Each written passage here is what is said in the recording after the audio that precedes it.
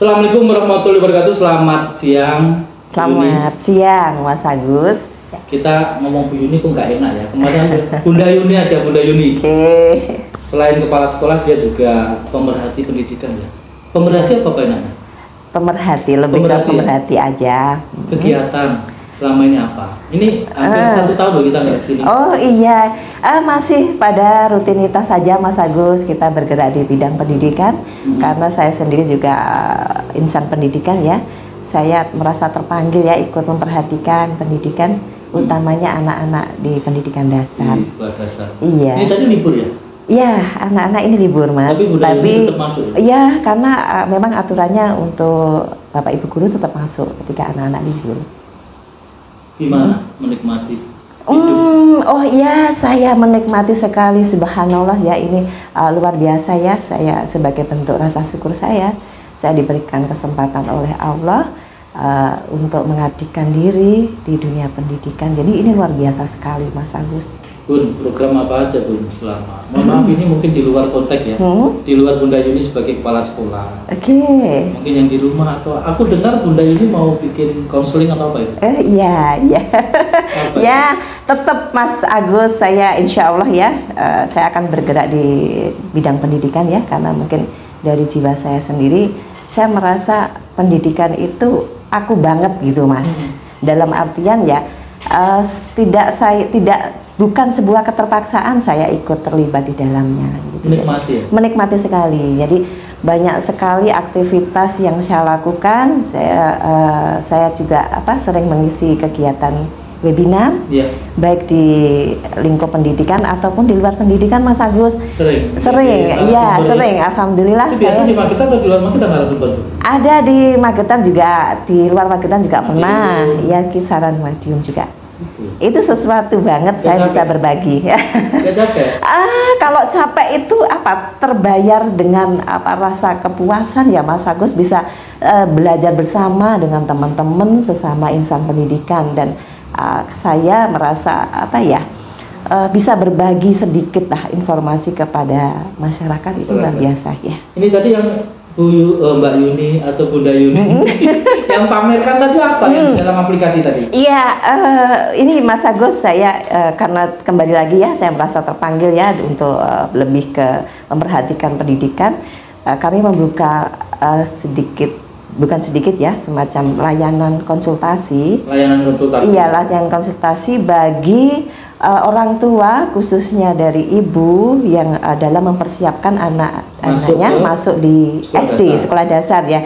Jadi lebih ke sharing, mungkin kami bisa memberikan sedikit bantuan kepada ibu-ibu, utamanya wali murid ya, yang ingin memasukkan putranya di SD. Itu kan juga harus ada persiapan ya Mas Agus ya. Karena pendidikan sendiri bukan tanggung jawab sekolah aja. Kita mengenal tripusat pendidikan ya, ada dari keluarga, ada dari sekolah dan masyarakat. Ini ketiga-tiganya harus bersinergi ya di dalam mewujudkan pendidikan dari anak-anak kita. Kenapa Bu Yuni sampai berbuat seperti itu? Iya, karena apa keprihatinan? Salah satunya itu, karena saya melihat ya, apalagi sekarang ibu-ibu muda itu ya, mungkin secara finansial sudah nggak masalah ya, tapi secara edukasi mungkin dari mereka sendiri ada ketidaksiapan ya. Ketika ada putranya masuk di usia SD, apa sih yang harus disiapkan? Mari Bunda Yuni membuka konsultasi konseling ya terkait anak didik dan edukasi untuk wali murid, utamanya ibu, ketika mempersiapkan anak-anaknya masuk SD. Itu berarti dalam persiapan, tidak harus Bunda Yuni itu mengarahkan ke salah satu sekolah? Tidak. Saya secara umum Mas Agus, ya saya memberikan istilahnya bantuan pemahaman dan sedikit ilmu kepada orang tua dan masyarakat. Apa sih yang harus disiapkan, dan itu nanti kami kemas dengan mendidik anak dengan sepenuh hati. Jadi saya berangkatnya lebih ke pribadi seorang ibu, mental yang harus disiapkan ketika mendampingi anak-anaknya di usia SD. Karena ini memang harus jadi tidak boleh usia SD, anak sekolah SD itu lepas begitu saja. Jadi ibaratnya pendidikan itu seperti bangunan ya. Sekolah dasar itu pondasinya ya. Sekokoh apapun kalau pondasinya tidak kuat ya nanti kurang begitu bisa bertahan lama. Kalau menurut Bunda Yuni, anak-anak usia dasar sekarang ini bagaimana kondisinya, keadaannya, atau memang kalau zaman dulu saya kan penting sekolah.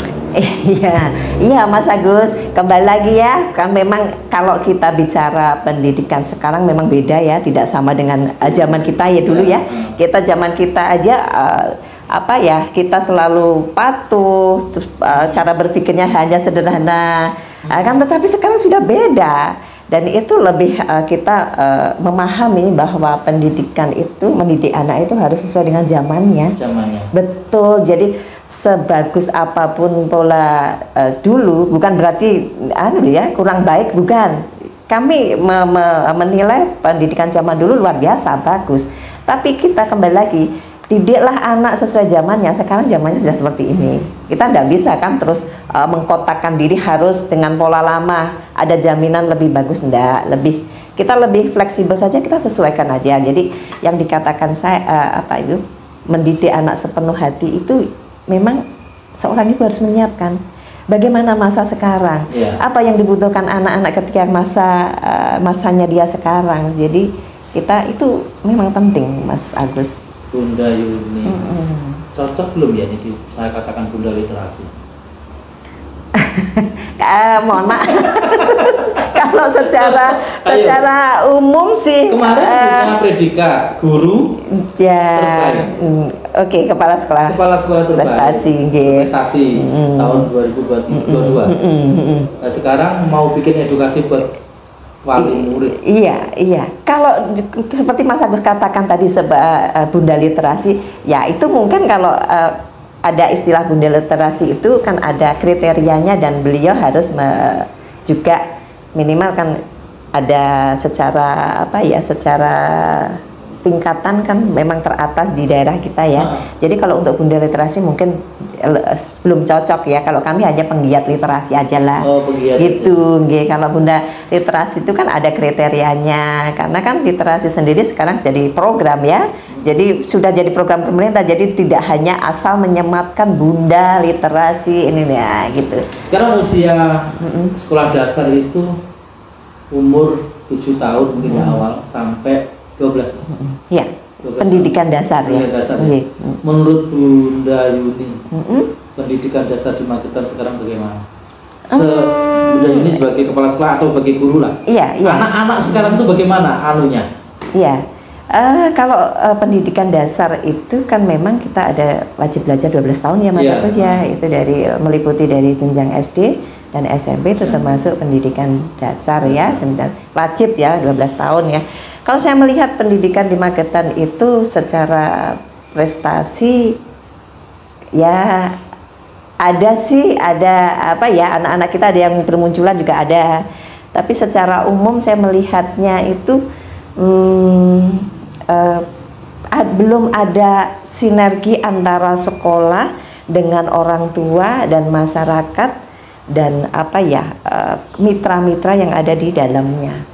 Andaikan itu ada keterkaitan saling mendukung, saya rasa pendidikan Magetan jauh lebih bagus lagi dan anak-anak kita lebih siap lagi. Jadi saya melihatnya ketika anak-anak kita itu ya baru semacam ini hanya rutinitas sajalah sudah sewajarnya aja. Tapi kalau memang itu digarap bareng-bareng sudah luar biasa, bisa bikin perubahan-perubahan yang lebih lagi di Magetan. Jadi kalau untuk secara umum sih Magetan ya untuk pendidikan saya stagnan lah. Mohon maaf saya tidak berkepentingan apapun karena saya melihatnya saya hanya sendiri ya. Ibarat tidak ada wah gitu. Belum ada wah. Jadi hanya sekedar itu sesuatu yang ini. Kalau saya bisa sedikit bisa bukan menilai ya, sedikit kasih masukan ya. Magetan bisa loh kita bikin heboh lagi, keren lagi pendidikannya karena potensinya luar biasa. Ya itu tugas siapa? Tugas kita semua. Termasuk wali murid semuanya ya? Iya, kalau bicara pendidikan tidak ada yang hanya lebih ini enggak, kita semua harus terlibat karena apa, pendidikan itu adalah modal dasar dari segala aspek, saya katakan gitu. aspek apapun modalnya mesti pendidikan, Mas Agus. Jadi Gina sendiri selama ini untuk pendidikan dasar bagaimana responnya? Kan ya, ini PDB masuk anak. Iya, dan kadang cenderung royokan siswa itu bener nggak? Iya sih, ya kita tidak bisa menutup mata ya, Mas Agus. Ya betul, kan? betul. Kan bagaimana sekolah itu bisa mendapatkan murid? Apa ya? Karena kembali lagi itu tanggung jawab semuanya. Saya katakan gitu, tidak ada yang dominan di situ. Kalau kita sama-sama tahu porsinya, insya Allah nanti tidak akan muncul permasalahan di PPDB itu. Nah, ini kembali ke rencana konseling yang jenengan gagas tadi. Iya. Ini siapa yang mendorong jenengan? Kok seperti itu? Oh ya, tadi di awal saya sampaikan, saya merasa terpanggil ya, karena mungkin saya ada sedikit informasi dan sedikit saya tahulah. Ada orang. Saya lebih terpanggilnya seperti ini, Mas Agus. Saya mendapati ya beberapa wali murid yang datang itu, saya melihat belum ada kesiapan ya mental dari orang tua itu ketika anak-anak ini masuk usia di sekolah dasar. Itu saya prihatin. Jadi katakanlah ya mungkin ini banyak tempat ya hampir sama permasalahannya. Ketika masuk ya sudah masuk aja, sudah seolah-olah diserahkan kepada sekolah. Betul itu kan. Pokoknya sekolah. Padahal yang harus disiapkan sebenarnya mental dari orang tua. Iya. Karena di sekolah berapa jam itu aja ya? Iya betul. Karena apa? Pendidikan itu anak-anak sekolah itu sebenarnya kan hanya sepertiga ya dari 24 jam itu. 2/3 di rumah. Nah itu justru seharusnya keluarga itu memberikan pendidikan yang lebih di waktu yang lebih lama. Itu nanti kalau sudah sama-sama memahami Mas Agus, saya yakin anak-anak kita jauh lebih bagus. Iya. Di Melanesti sendiri berapa siswa sekarang? Sekarang untuk tahun pelajaran ini memang kita membuka 2 rombel, Mas Agus. Itu 2 rombel kan, satu tingkat 1 berarti kelas 1 ada 2 kelas, rombel A dan rombel B. Itu ya tidak kita batasi ya, kita kita istilahnya kita mengenal sekarang kurikulum merdeka ya. Kurikulum merdeka itu ada pembelajaran diferensiasi, di mana ya pembelajaran yang harus kita sesuaikan dengan karakter siswa, bakat, minat siswa. Jadi setiap siswa itu harus diperlakukan sesuai dengan kondisi masing-masing. Dan dengan aturan seperti itu yang sekarang di Kumer, itu yang melatar belakangi kenapa kita mematok per kelas itu kita batasi 15 orang. Karena apa? Asumsi kami semakin banyak siswa, kita tidak efektif memperhatikan satu dengan yang lainnya gitu. Jadi untuk lebih kita mengutamakan nanti outputnya dari SDN Binangkabau bagus, kita kasih ruang yang lebih untuk anak-anak kita. Untuk sementara ini kita batasi 15 sampai 18 lah. Ya nanti kalau memang sudah kita batasi itu masih banyak yang mau masuk ke SD kita, ya tetap nanti kita mungkin tambah kelas atau bagaimana. Karena kan kita juga sebagai pelayan masyarakat ya Mas Agus, tidak mungkin kita istilahnya sudah menutup atau mengunci pendaftaran tanpa harus melayani masyarakat, tidak lah. Ini kembali ke konseling ke orang tua. Mungkin tugas utama orang tua setelah mengetahui anaknya itu baru sekolah SD itu apa sih? Kan di rumah itu. Iya. Ya, jangan maksud saya ini, jangan pernah bilang anaknya sudah sekolah SD, wes esok diterne. Mulai karemu jam bilang sampai rumah orang tuanya juga nggak mikir anaknya. Nggak mikir apa-apa. Padahal di sekolah hanya 2/3 ya? Iya, sepertiga hari. Pendidikan. Sepertiga hari itu hanya di sekolah. Dan sebagian di rumah. Iya, Mas Agus. Disampaikan ke orang tua. Ke orang tua, iya. Itu saya kan juga ya namanya saya melihat ya. Ini ada sedikit yang terlupakan dari kita ya. Ketika menyiapkan anak-anak kita, utamanya di SD, itu kita tidak paham apa yang harus saya lakukan. Padahal anak-anak itu semuanya kalau usia SD itu masih tergantung pada kita. Mau dibikin apa, mau dibuat apa, monggo ini. Jadi boleh saya katakan gini ya, orang tua itu kan pasti berharap ke anaknya ya. Ya, itu ya apa yang mau penjenengan harapkan lakukan sekarang. Betul kan? Betul. Iya, penjenengan besok mengharapkan besok hari tua saya dengan anak yang sukses. Sukseskan dari sekarang putranya penjenengan. Dampingi tumbuh kembangnya. penuhi segala macam kebutuhannya, apresiasi hasilnya. Itu dari kita kadang nggak sadar itu, begitu lewat saja, oh iya ya, kita baru tahu harusnya saya dulu seperti ini. Nah, itu yang menjadi dasar saya membuka layanan konsultasi itu, untuk memberi sedikit edukasi lah kepada masyarakat ini loh yang harus disiapkan. Itu caranya bagaimana edukasinya? harus ya, telepon Bu Yuni ini atau sementara datang? gini Mas Agus, sementara kan sekarang sudah ada arus banyaknya itu sosmed ya, kemudian ada konten-konten.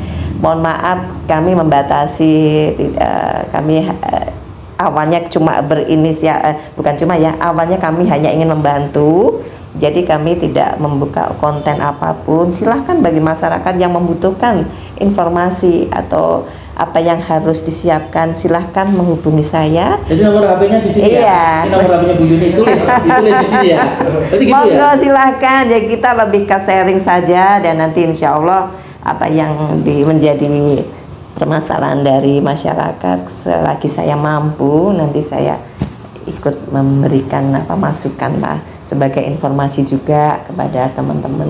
Bunda Yuni, apa yang menjadi cita-cita ke depan? Oke lah, sekarang Bunda Yuni sudah kepala sekolah, pengajar. Untuk masa depan anak-anak bangsa, apa yang menjadi?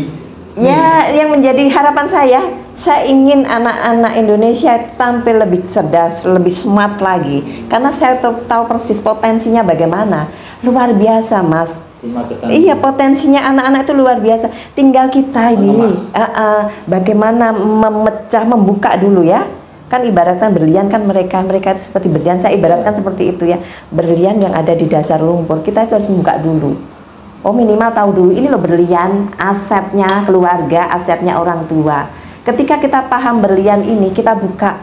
Kalau kita tidak tahu, dibuka saja tanpa ada perlakuan, nonsen, dia tidak akan bersinar kan. Nah, itu akhirnya kita berusaha, ayo kita sharing, kita sama-sama bantu membuka berlian-berlian yang masih belum berkilau. Ini kita asah bareng-bareng loh. Ayo kita ini, orang tua juga peduli, sekolah peduli, masyarakat peduli. Nah, insya Allah generasi Indonesia utamanya Magetan luar biasa. Saya yakin itu. Yang jelas antara orang tua, guru, masyarakat, ya, kolaborasi jadi satu. Betul. Kita lihat potensi. Betul. Kan masing-masing siswa itu pasti punya potensi luar masing-masing. biasa. Kalau bicara anak, Mas Agus, itu luar biasa loh.